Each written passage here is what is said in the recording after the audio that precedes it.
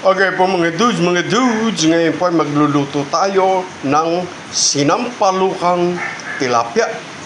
Ayan po, meron po tayong 2 pirasong tilapia, pinaghati lang po natin sa gitna. At syempre, meron tayong sampalok na mura. Ayan. Meron tayong 2 pirasong sili, pansigang, kamatis, luya, sibuyas, mayroon tayong isang maliit na patola, 2 tali ng okra, at 1 tali ng talbos ng kamote. Maya-maya lamang po ay sisimulan natin ang pagluluto ng ating sinampalukan tilapia. Okay po mga dudes, ngayon po nagpainit na tayo ng ating salangan. Ipiprito po muna natin yung ating tilapia para mas masarap. Ayan, naglagay na po tayo ng mantika. Hindi ko na po nilagyan ng asin yung ating tilapia dahil mamaya po ay titimplahan naman natin yan.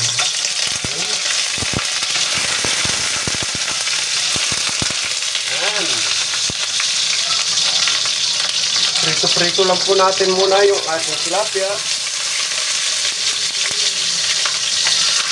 Mag-ingat po tayo sa pilansik ng mantika. Ayan. Antayin po natin na maprito para po mas masarap.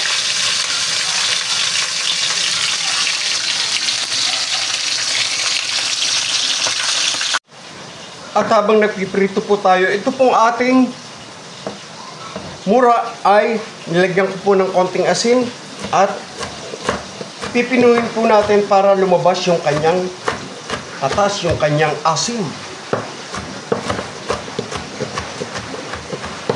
Ayan, pag ganyan lang po yan.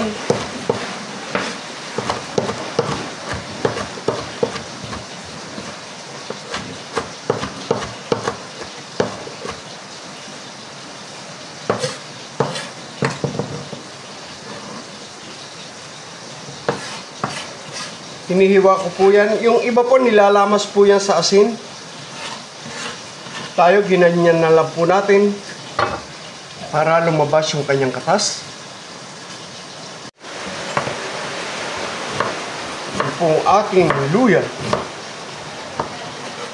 Lagi ko po sinasabi na hindi po ako nagbabalat ng luya dahil sa totoo lang po ay lumalabas ang tunay na sarap at lasa ng luya kung ito po ay lulutuin natin ng may balat.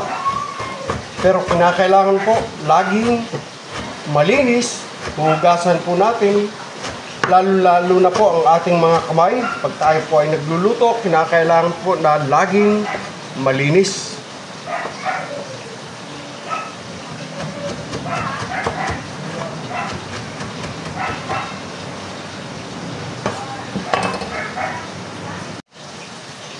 Ang ating pong sibuyas.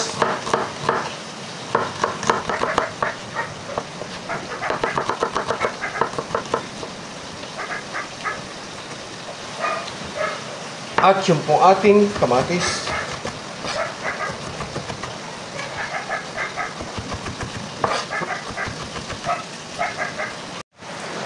Siyempre yung ating okra. Pagdalawahin lang po natin. Yung malalaki pero yung maliit po okay na po yan.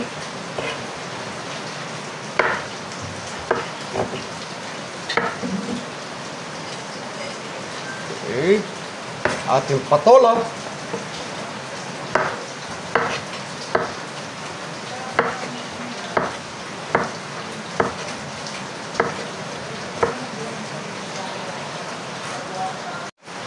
At syempre yung ating talbos ng kamote.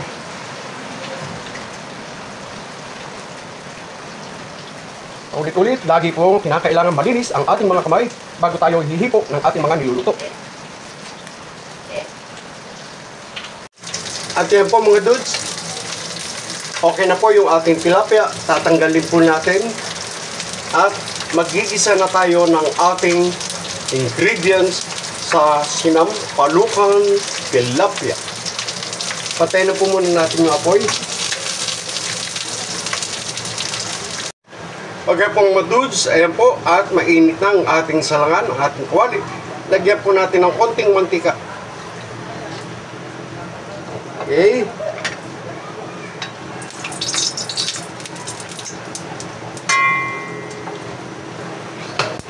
At syempre, gigisa na po natin yung ating luya.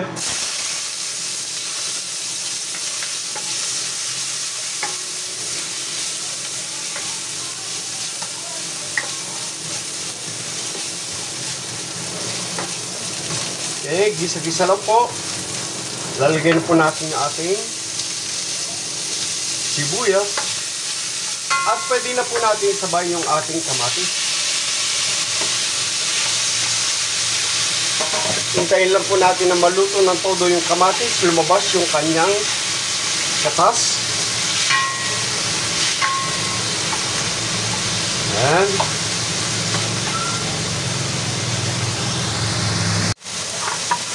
Ayan po mga dude. So na, ilalagay na po natin yung ating sampalok na mura.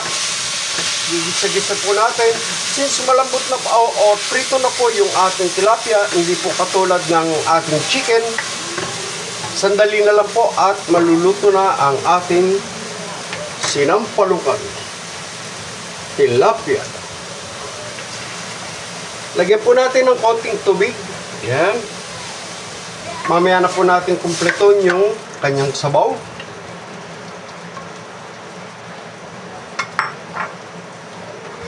Ilagay na po natin yung ating sili para medyo may kick ng anghang. Okay, antayin po natin siyang kumulo, maluto. Takpan po muna natin. Okay po mga dudes, tignan na po natin. Ayan po, nagkukuluan na. Ilagay na po natin yung ating okra. Ilagay na po natin yung ating fried tilapia. Ayan. At kumpletuhin na natin ang ating sabaw. Kung kulang po yung asim ng ating mura, ay pwede po natin dagdagan ng paasim pa para kung gusto nyong maasim. Lalo na ngayon po na medyo maulan. Ayan. Hintayin po natin yan na kumulo bago natin ilagay yung ating talbos ng kamote at patola. Mamaya po titikman natin kung okay na yung asim. Kung hindi ay magdadagdag po tayo ng sinigang mix. Takpan po muna natin.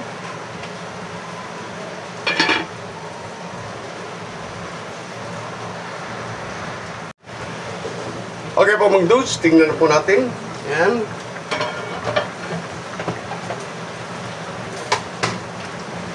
Tikman po muna natin kung okay na yung asim at yung alat. Yung alat po dahil yung pong ating sibuyas na or ang ating sampalok na mura ay nilagyan ko po ng konting asin. Ayan. Konti pa pong asin at syempre pag sinigang mas masarap, mas maasim. Lalagyan po natin siya mamaya ng sinigang mix.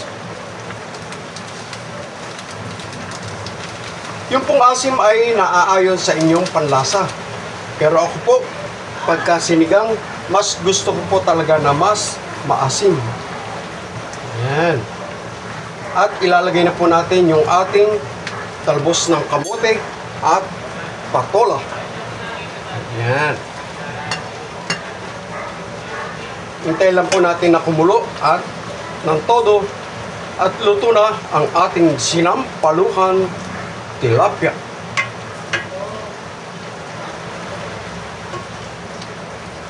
Ayan. Takpan muna natin hanggang sa kumulo ng todo.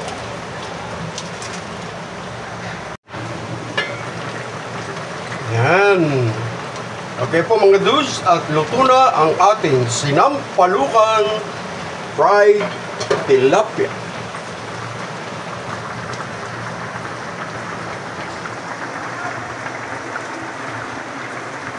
day off, kaya magluto for lunch.